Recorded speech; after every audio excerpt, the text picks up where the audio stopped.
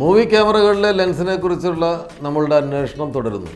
തെക്കേ ഇന്ത്യയിലെ ഏറ്റവും പ്രമുഖ, ഏറ്റവും വലിയ പ്രൊഡക്ഷൻ യൂണിറ്റായ എക്യുപ്മെൻസിൻ്റെ യൂണിറ്റായ ആനന്ദ് സിനി സർവീസിൻ്റെ ലെൻസ് ശേഖരങ്ങളിലേക്ക് നമുക്ക് ഒന്ന് കണ്ണോടിക്കാം. ഇന്ന് സൂം ലെൻസ്.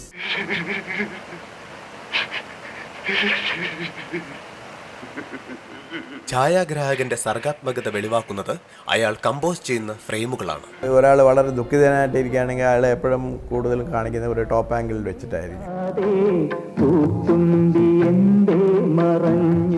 അതുപോലെ തന്നെ ഒരു ഡോമിനേറ്റിംഗ് ക്യാരക്ടറാണെങ്കിൽ ഒരു ലോ ആംഗിളിൽ വെക്കുക.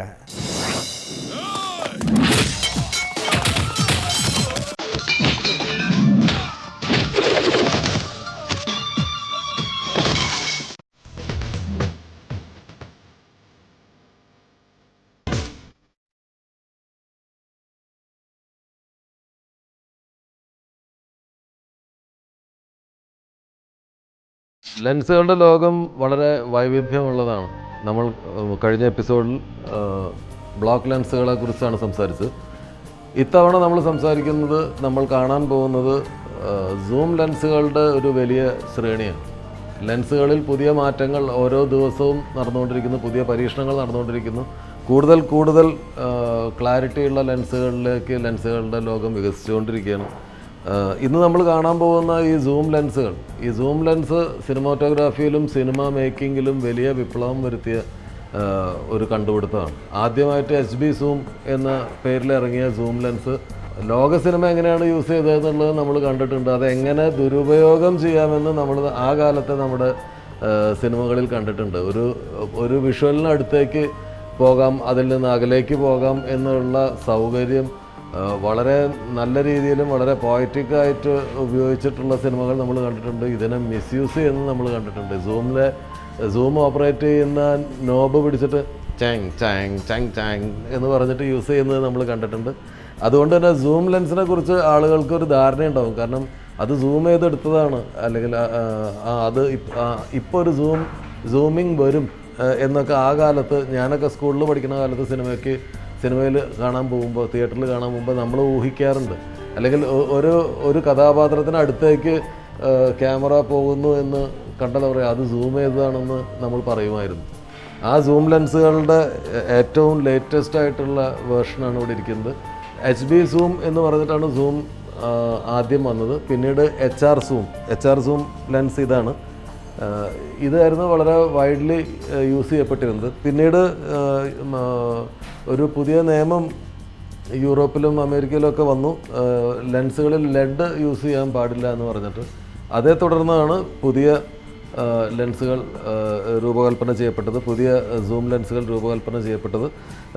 അതുകൊണ്ട് തന്നെ ഗ്ലാസ് കൂടുതൽ യൂസ് ചെയ്യുന്നതുകൊണ്ട് ഇത് സൈസിൽ കുറേ കൂടി ഹ്യൂജായി, കുറേ കൂടി വെയിറ്റ് ഉള്ളതായി. ഇപ്പോൾ ഈ ലെൻസൊക്കെ ഒരു 12 കിലോയിൽ കൂടുതൽ വെയിറ്റ് ഉണ്ട്. ഇതിനെക്കുറിച്ച് വളരെ വിശദമായിട്ട് സാർ നമ്മളോട് സംസാരിക്കും. These lenses are made by a company called Cook Optics Limited. This is made in the UK. This is a UK-based company, and they have been making lenses for almost 100 years.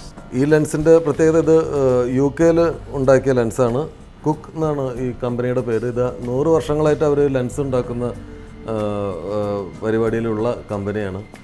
നമ്മുടെ അറിവിലേക്ക് ഈ അവസാനം വന്ന പല James bond സിനിമയൊക്കെ ഈ lens ഉപയോഗിച്ചിട്ടാണ് shoot ചെയ്തിരിക്കുന്നത്. ഹാരി പോട്ടർ, ജെയിംസ് ബോണ്ട് ഫിലിമെല്ലാം ഇതിലാണ് ഷൂട്ട് ചെയ്തിരിക്കുന്നത്. ഇതിൻ്റെ പ്രത്യേകത, പലപ്പോഴും ഇതിൽ ഈ ലെൻസ്, സാധാരണ ലെൻസ് ഉപയോഗിച്ച് ഷൂട്ട് ചെയ്യുമ്പോൾ വിഷ്വൽ എഫക്ട്സും ഗ്രാഫിക്സും ഒക്കെ ഉണ്ടെങ്കിൽ അവർക്ക് വേണ്ട ഒരുപാട് ഡീറ്റെയിൽസ് ഉണ്ട്. എന്ത് അപ്പറേച്ചറിലാണ് ഷൂട്ട് ചെയ്തത്, എത്രയായിരുന്നു യൂസ് ചെയ്തിരുന്ന ഫോക്കൽ ലെങ്ത് എന്തായിരുന്നു എന്നൊക്കെയുള്ള ഡീറ്റെയിൽസ് മുഴുവൻ ഇത് കമ്പ്യൂട്ടറിലേക്ക് ഈ ലെൻസിൽ നിന്ന് സ്വയം റെക്കോർഡാവും. അപ്പോൾ അസിസ്റ്റൻസിൻ്റെ സഹായമില്ലാതെ സിനിമാറ്റോഗ്രാഫർക്ക് ഷൂട്ട് ചെയ്യാം. ഈ ഡാറ്റാസ് ഓട്ടോമാറ്റിക്കലി ഗ്രാഫിക്സൊക്കെ ചെയ്യുമ്പോൾ വിഷ്വൽ എഫക്ട്സ് ചെയ്യുന്ന ആളുകൾക്ക് ഡയറക്റ്റായിട്ട് കമ്പ്യൂട്ടറിൽ കിട്ടും. അപ്പോൾ നേരത്തെ നമ്മൾ മാനുവലി ബുക്കിൽ എഴുതി കൊടുക്കുക എന്ന് പറയുന്ന കാര്യം ചെയ്യണ്ട. അത്രയും അഡ്വാൻസ്ഡ് ആയിട്ടുള്ള ലെൻസാണ് ഇത്. കാണാനും മറ്റ് ലെൻസുകളിൽ നിന്ന് വ്യത്യാസമുണ്ട്. കണ്ടോ, ഇതിൻ്റെ ഫ്രണ്ടൊക്കെ ഡിഫറെൻ്റാണ്. നല്ല ഹാൻഡിയാണ്. വെയിറ്റും വലിയ വെയിറ്റ് ഇല്ല. ഇതും we can use in digital. Yes. All the, because this is a PL mount lens, you can use it on all digital cameras which have PL mount. PL മൗണ്ടുള്ള എല്ലാ ഡിജിറ്റൽ ക്യാമറയിലും ഈ ലെൻസ് യൂസ് ചെയ്യാം.